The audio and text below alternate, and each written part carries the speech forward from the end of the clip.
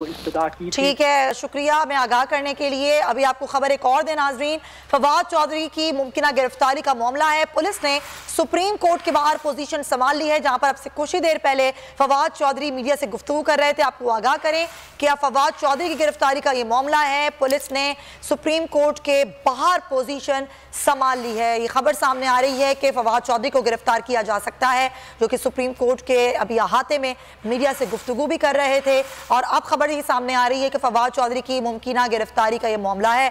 इस पर बात करते हैं। एहतशाम अली अब्बासी हमारे नुमाइंदे हमारे साथ हैं। जी एहतशाम, क्या सूरत हाल है?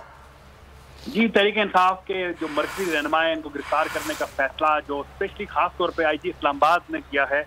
और इस वक्त जो है फवाद चौधरी हाई कोर्ट में सुप्रीम कोर्ट में मौजूद हैं। और आपको मैं वाज़ेह करते चलूँ कि फवाद चौधरी के हवाले से इस्लामाबाद हाई कोर्ट ने ऑर्डर भी जारी किया है कि उनको गिरफ्तार ना किया जाए। उसके बावजूद सुप्रीम कोर्ट के बाहर मौजूद जो पुलिस एहलकार हैं, उनकी जानिब से ये कहा गया है कि हम फवाद चौधरी को गिरफ्तार करेंगे। इस वक्त उन्होंने पोजीशन संभाल ली है। फवाद चौधरी अभी तक जो है सुप्रीम कोर्ट के अंदर हैं।